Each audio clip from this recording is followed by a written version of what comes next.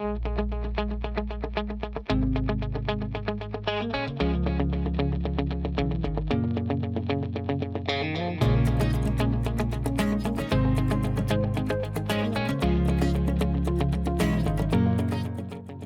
had the wonderful opportunity to speak to Madonna at the Center for Inner Peace.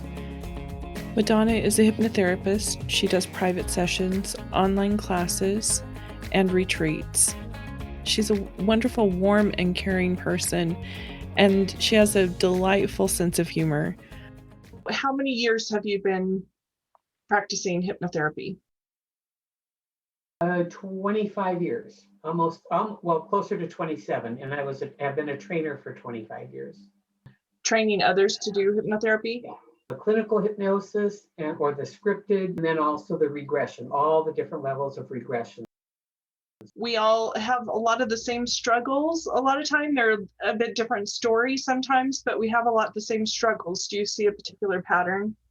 The biggest struggle, and it's mine included, I mean, I'm in on this too, is worthiness. People are not good enough, big enough, tall enough, short enough, smart enough, you name it. They're not enough. That is the pattern I've seen. So why do you think that we come into the earth that way in the first place? Because it seems like that's what we do.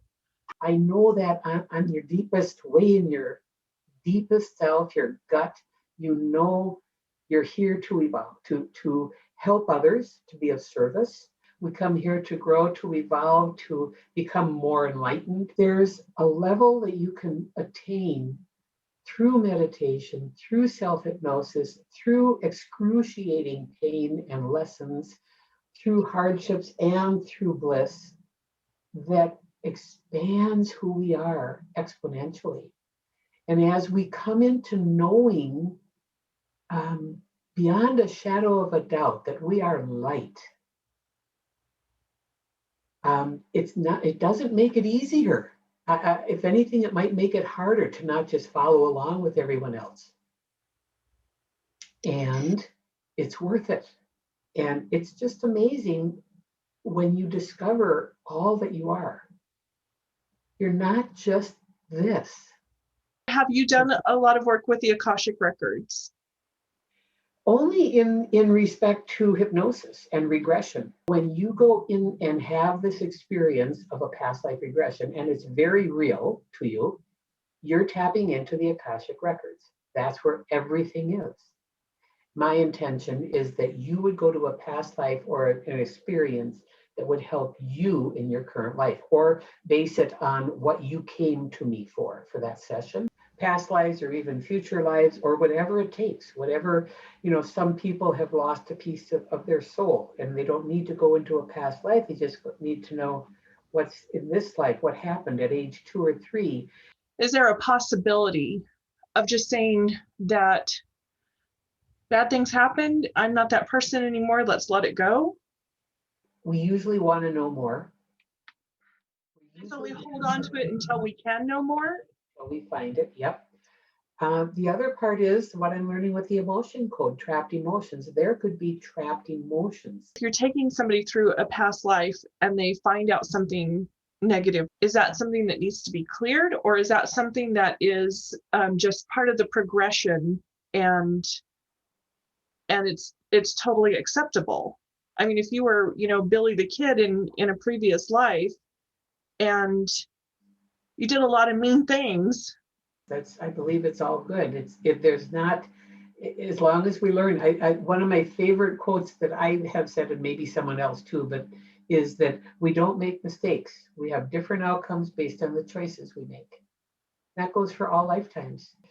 It's for me to guide them in the most positive, revelatory experience they could have. So one of my big questions that I want to really focus on for this channel is letting go. We throw around the phrase, just let it go all the time, but you're never told how to let something go. Yeah. And so if there is, a relationship, a trauma, a situation something that didn't necessarily work out the way that you wanted it to, any of those things that you just have to let it go. What is your process for that? Sometimes a lot easier than others. I will say that my biggest seller for a CD or a session has been letting go of fear. State the fear, feel the fear, dissolve the fear, and be released from it. It's that simple. So if you can take that into other letting go, feel about this person or this issue or whatever, you could use it for that too. Personally, my biggest issue is feeling it. I don't want to feel it. I just want it to go. Never, when it comes up from your subconscious, there usually is some emotion. There can be, if it's a huge one, like abandonment or something. But you can imagine, you can pretend, okay, you could actually put another you out here and just say, okay, that's that person that has that feeling, that whatever. And where would it feel? So you're becoming the observer instead of the experiencer.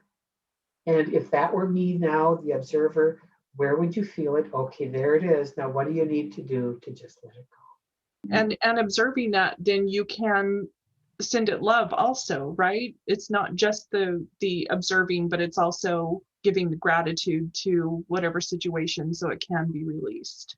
What is your definition of unconditional love? It's really kind of an oxymoron.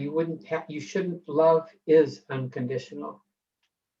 But I guess as human beings, we need to say unconditional love because we have overused the term love ad nauseum. So we say unconditional love is better. You don't need to say that. It's just love. We are loved. It's not love if it's conditional. It's not love. The terminology or the induction that I use for self-hypnosis, all of it is finding our light at our center. Finding your light and expanding that light because that's who you really are. And what you want to do with that knowledge, that information, is totally up to you. I'm just here to facilitate it. So, yeah, I think just the expansion of consciousness.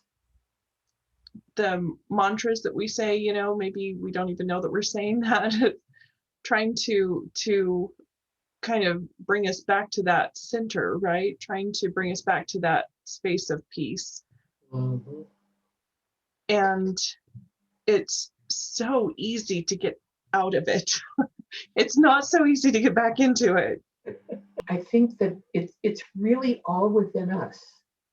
So the more I can expand that moment of peace, I realize I'm loved, I know I'm loved, and I can love better, more thoroughly, more purely, more unconditionally.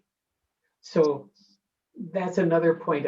We make a difference. I've heard this over and over through my guides. We make a difference just because we are. We don't have to have some I love doing those sessions on what's my life purpose, and you can get more clear guidance, but we're loved just because we are. We don't have to do anything. We are, and so we are allowed to love ourselves. If there's something that you could tell the world and make people more at peace with themselves, what would it be? Be in love. That's my mantra. Just be in love. Whatever it takes, move toward that. We always have choices. We always have choices, and all choices are good. But in my opinion, the closer you can come to that being in love, the better for everyone, including starting with yourself. I'm really grateful for the time I got to spend with Madonna, and I hope that she comes back again for another video.